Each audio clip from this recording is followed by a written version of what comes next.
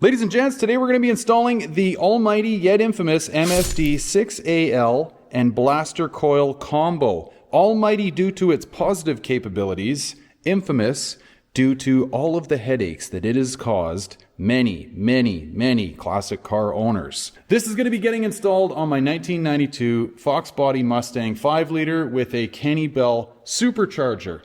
I'm going to do the install first, and then I'm going to speak with you as to why I am installing this on this car. So stick around till the end of the video if you're interested in hearing all that. For now, let's get after the install. Before we go onto the car, I just wanted to show you these brackets that I built to mount the CDI box. These are made out of aluminum flat stock. I drilled them so the box would mount to the brackets, and then these brackets will get mounted to the car. Everyone's situation for mounting their CDI box is going to be different. Some people mount under the seat, some people mount on the firewall. I'm going to be going behind the front bumper, but I thought this would give you a nice look at what the brackets look like if you want to utilize the same mounting location that I am. Alright, now again, the location that you mount your CDI box is going to be different for everyone, but I just wanted to give you a quick little view as to where I've mounted mine. So, back side of the front bumper, this is, you know, a very inconspicuous area as far as I'm concerned. I don't really want to display this thing in the engine bay, so this should be good and out of the elements. Sure, I mean, you could maybe say that if I was driving this car in heavy rain, this would be a terrible location for it, and I'd say you maybe got a point there, but my car doesn't see rain, so this is where it's going to live. Ran my harness down from the top side. I'll take you up top of the car and show you what we're going to do with that, but this is how my brackets worked out for me and where I ultimately mounted my box.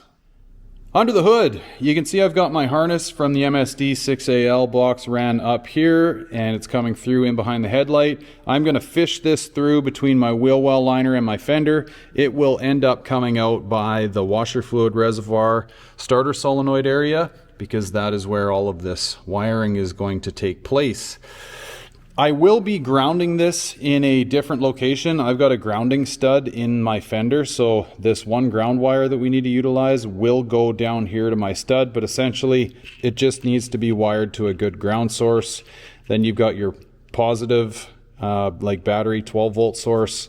And then we're going to wire, these two wires are going to go to our coil. These two wires are going to go to the coil wiring that comes off of the current coil plug.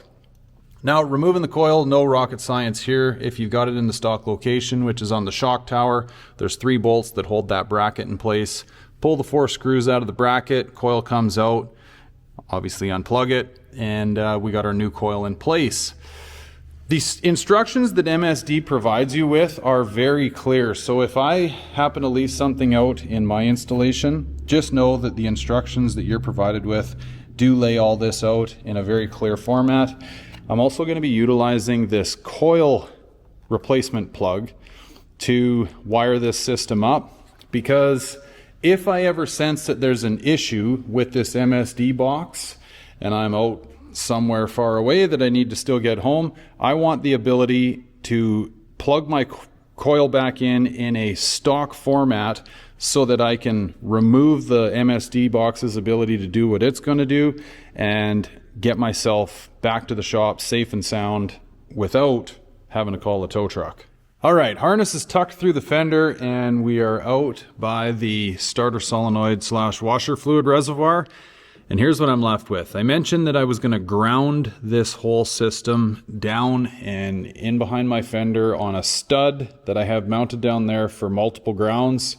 It actually is also where I've ran my ground down from my battery.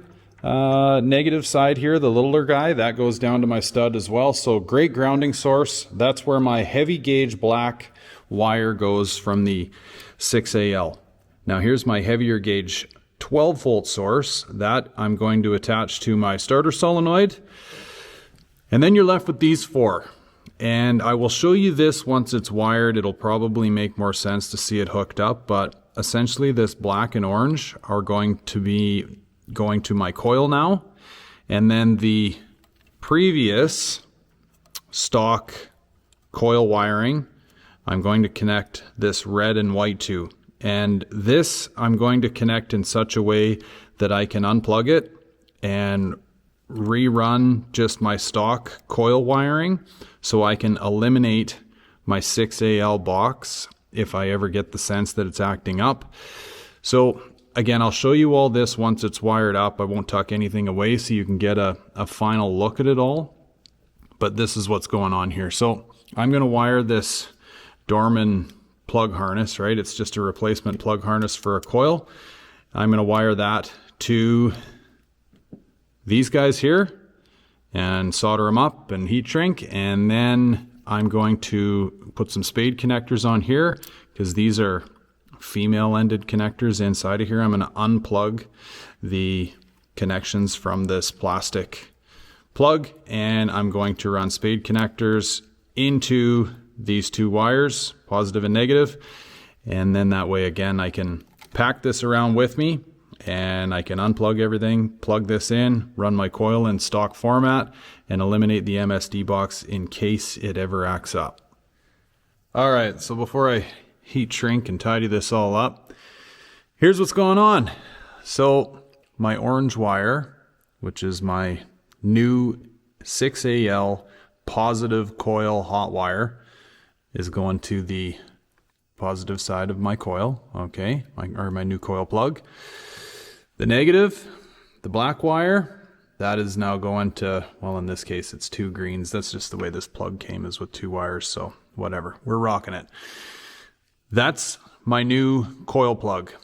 Now the old coil wiring, you can see here I didn't cut the female connectors off of it. All I did was just remove the female plugs out of this plastic plug, and I'm going to carry this plug with me so I can still, I mean, you don't really need this. You can plug these two leads onto the top of your coil, but essentially what's going on here is my old positive coil wire, this red one, now goes to this red wire on my 6AL, and my old negative coil wire goes to this white wire on the 6AL. So I'm going to pull my heat shrink tube up over these and keep those sealed and out of harm's way, and connect this to my positive side of my battery, or pardon me, my starter solenoid, and we are wired up. I'll show you this all cleaned up here too, folks. Alright, and a quick final look at everything all kind of tucked away and in its place before I put the coil cover. I still rock like an OEM coil cover over top of all this stuff, so there you have it, ladies and gents. That's the install. Now, I'm going to tell you a little story as to why I installed a MSD 6AL on this car. Story time. Okay. These 6AL MSD boxes you find on so many cars out there, it's outrageous. And the reason being, in my humble opinion, is MSD did a bang-up job at advertising more power, hotter spark, easier starts, all of these things way back in the day. I mean, I think that's probably still part of their pitch. And is some of that true? It is, okay? The whole idea behind one of these 6AL boxes is you broaden and strengthen your spark, okay? And why I've gone to one of these 6AL boxes is when we were tuning my car, there was some very interesting things that it was doing to us. It was essentially just shutting down.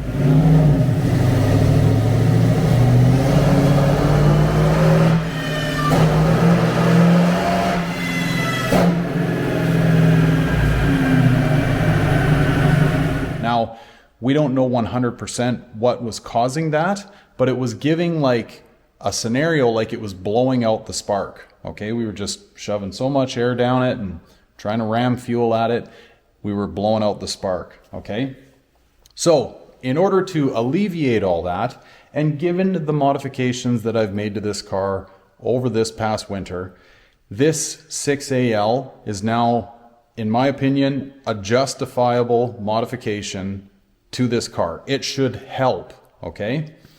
Now, if you're just rocking a heads cam and intake, I mean, maybe you're on the cusp of justifying something like this, but I still think it's overkill, all right? Your stock coil can keep up all day long in those situations. Now, the funny thing is, going back to how I started all this, these 6AL boxes found their way onto like bone stock cars. And unless you just wanted these like hypothetical easier starts, you're really not doing a whole heck of a lot, okay? So the 6AL, is there a time and a place for it? 150%. Is it on a stock car? Probably not. You're just literally throwing away like 500 bucks. So for whatever that's all worth, this is my opinion on these things. And then you get into like how they're wired. They typically cause more problems than they're worth. So yeah, it's a long-winded story, and maybe it's a topic we'll bring up on the podcast and we'll get into it, get Chris's opinion. Maybe we'll get a third opinion on it all, and everybody can share their thoughts. But these are mine. Like I say, to sum it all up, is there a time and a place for these? Yes, 100%. And in my opinion, this is it. Is it on a stock car or even a heads cam and intake car? Probably not. Like, really, I don't think you're doing a whole heck of a lot to help your situation out any more than what you've already got with the OEM gear, okay? Maybe upgrade your coil. Your coil might be tired. Do that. Is the 6AL box necessary? Probably not. So this is the story behind why I went to this. I am going to be heading back to the dyno with this car, and I want to make sure I try and alleviate any and all situations that I might find myself in, because the last time I was there, if you haven't seen the video, I'll try and link it somewhere here for you. We had issues. It ate up a lot of our day, and I guess we still got as far as we wanted to, but we just weren't prepared to see those shortcomings, and that led us down a road of chasing gremlins and whatever, and the day was long, and I think we probably could have used our time a little more wisely. So if it was blowing out spark, now we have alleviated that problem, okay? Because the 6AL box, again, broadens the spark, like it strengthens it, so that you don't have to worry about blowing it out when you're adding extra air like I am. Anyway, folks, there's a long-winded way of trying to sum this all up for you. I hope it all made sense. So thanks so much for tagging along. I hope this video helps you, and if you think it helps somebody else, please share it along. That's why I do these videos, to try and help and give back to the community. So thanks for tagging along, folks. I appreciate you, and we'll catch you on the next one. Take care. Bye for now.